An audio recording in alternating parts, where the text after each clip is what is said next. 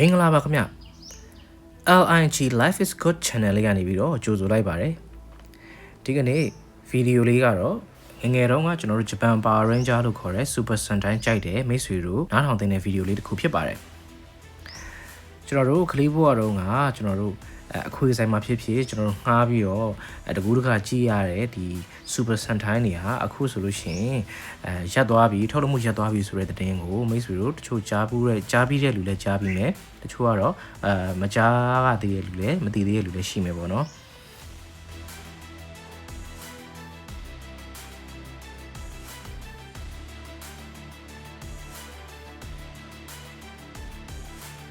ဒီနေ့အဲ့ဒီဘာကြောင့်မလို့ဒီ Super Sentai ထုတ်လုပ်မှု production ကရပ်သွားတယ်ဆိုတဲ့အကြောင်းကိုကျွန်တော်ပြောပြပေးမှာဖြစ်ပါတယ်ခင်ဗျ Super Sentai ကို1985ခုနှစ်မှာ Japan Toei Company ကနေပြီးစတင်ထုတ်လုပ်ခဲ့ပါတယ်ကျွန်တော်ငယ်ငယ်ကဆိုလို့ရှိရင်စပြီးတော့ကြည်ဘူးတယ်ဒီ Sentai ဆိုလို့ရှိရင်ကျွန်တော်က Turbo Ranger ကနေစပြီးတော့ကြည်ဘူးတာဖြစ်ပါတယ်အဲ့နောက်ပိုင်းနေပြီးတော့ကျွန်တော် Super Sentai ကိုစပြီးတော့မှီခဲ့တယ်လို့ပြောရမှာပေါ့နော်ကျွန်တော် Super Sentai ကိုဘာဖြစ်လို့ကြိုက်လဲဆိုလို့ရှိရင်သူ episode တစ်ခုချင်းစီမှာပေးချင်တဲ့ message လေးတွေရှိတယ်ကလေးတွေကိုပညာပေးတွေပါတယ်နောက်ပြီးတော့လိမ္မာအောင်လို့ဆုံးမပေးထားတဲ့တချို့ဟိုဘယ်လိုပြောရမလဲ message လေးတွေပါဝင်တယ်ပေါ့နော်နောက်ပြီးတော့သူအဲ့အရာအပြင်ကိုသူတို့ကတကယ်ကိုစိတ်ဝင်စားအောင်လဲတကယ်ကို effort တွေအများကြီးထုတ်ပြီးတော့ရိုက်နိုင်တယ်အဲ့ဒီအတွက်ကိုကျွန်တော်တို့အရန်ကိုကြည့်ရတာပေါ့နော်အရန်ကိုကောင်းတာပေါ့နော်အဲ့ဒီကြောင့်မို့လို့ကျွန်တော်တို့ဒီ Super Sentai ကိုကျွန်တော်အရန်ကြိုက်တယ်နောက်ပြီးတော့ဒီပါဝင်တဲ့မင်းသားမင်းသမီးတွေကလည်းတကယ်ကိုသူတို့ထူးခြားတဲ့ character တွေဝင်နေအောင်လို့သူတို့ကသရုပ်ဆောင်နေတယ်ဒီ Sentai series တစ်ခုပြီးလို့ရှိရင်အဲ့ဒီအထဲမှာပါတဲ့ဒီ actor တွေ actress တွေကိုကျွန်တော်တို့ကစိတ်ထဲမှာကြံနေခဲ့တယ်ခင်ဗျာအဲ့လိုမျိုးဖြစ်အောင်လို့ကိုသူတို့ကရိုက်ကူးထားတာဖြစ်ပါတယ်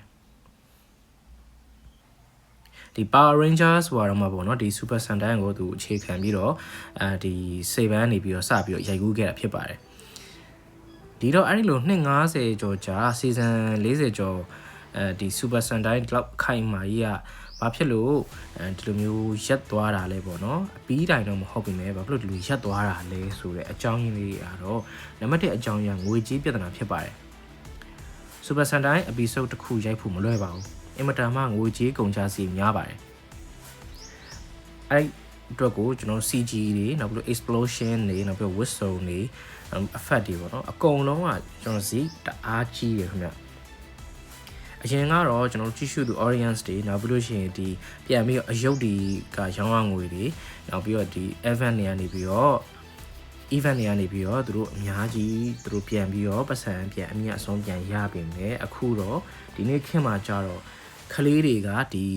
စန်တိုင်းရုပ်တွေကိုဝယ်ဖို့အတွက်ကိုအာရုံမရှိကြတော့ပါဘူးအဲ့မှာသူတို့ budget တွေအဆင်မပြေတော့ပါဘူးပေါ့နော်နံပါတ်2အကြောင်းရင်းကတော့ကလေးတွေကအကြည့်နဲလာတယ်နောက်ပြီးတော့ကလေးတွေအကြိုက်ကလည်းပြောင်းသွားကြတယ်ကျွန်တော်တို့တုန်းကတော့ကျွန်တော်တို့ TV မှာလွှင့်တာတော့မကြည့်ခဲ့ရဘူးခုလို YouTube တွေလည်းမရှိဘူးခွေးဆိုင်မှာတတိတသက်ငှားရတာပေါ့နော်ဒါပေမဲ့သူတို့နိုင်ငံတွေမှာကြတော့သူတို့က broadcast လုပ်တယ်သူတို့ကကလေးတွေက TV မှာစောင့်ကြည့်ရတယ်ပေါ့နော်ကြည့်တဲ့ audience ကလည်းအများများတယ်အခုတော့ဒီကလေးတွေကကျွန်တော်တို့ YouTube တို့ TikTok တို့ဒီ game တို့ game streaming တွေတို့ short video တွေကိုပဲသူတို့ကကြည့်လာကြတယ်အဲ့ဒါတကယ်ပဲဗျကျွန်တော်ဆိုလို့ရှိရင်လွန်ခဲ့တဲ့2နှစ်3နှစ်လောက်ကထင်တယ်ကျွန်တော်တူတွေကိုအဲ့ဒီ Super Sentai နေ camera တွေပြဒီကောင်တွေစိတ်မဝင်စားဘူးသူတို့ကအဲ့ YouTube ဗီဒီယိုတွေကြည့်ဖို့ပဲစိတ်ဝင်စားတာသူတို့ဘာတွေကြည့်နေလဲဆိုတာကျွန်တော်တော့မှပဲတချို့နားမလည်ဘူးပေါ့နော်သူတို့ကြည့်နေတဲ့ဟာတွေကြောင့်နောက်တစ်ခုက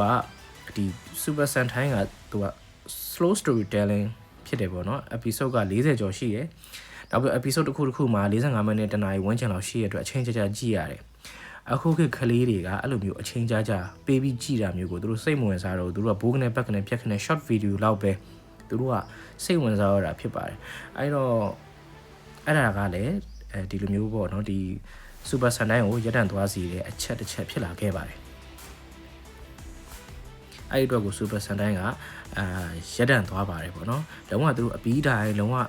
ရပ်တန့်သွားတယ်လို့တော့ကြီးညာထားတာမဟုတ်ဘူးဒါပေမဲ့ထုတ်လုပ်မှုကို progress လုပ်တာကို production ကိုရပ်လိုက်တယ်ဒီတော့ကျွန်တော်တို့သူတိုးကြီးကအစားထိုးအနေနဲ့ Hero Universe အသစ် project အသစ်ကိုလုပ်ဖို့စီစဉ်နေတယ်လို့တော့သူတို့ပြောထားပါတယ်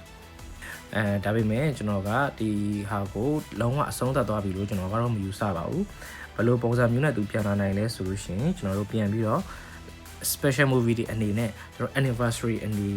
နဲ့ crossover တွေအနေနဲ့ကျွန်တော်တို့ဒီ super sunshine တွေဟာပြန်လာမယ်လို့ကျွန်တော်တို့ကယုံကြည်ပါတယ်အများနဲ့ super sunshine ဆိုတာအများနဲ့ရှင်းတန်နေမယ်လို့ယုံကြည်ပါတယ်ကျွန်တော်တို့ရှင်ထဲမှာလည်းsuper sunshine ဆိုတာအများနဲ့ရှင်းတန်နေပါတယ်လို့ပြောကြရင်းနဲ့ဒီဗီဒီယိုလေးကိုအဆုံးသတ်လိုက်ပါတယ်ခင်ဗျာကျွန်တော်ဗီဒီယိုလေးကိုချန်နေတက်တယ်ဆိုလို့ရှိရင် like and subscribe လေးပေးခဲ့ပါအောင်လို့ပြောကြရင်းနဲ့ကျေးဇူးအများကြီးတင်ပါတယ်ခင်ဗျာ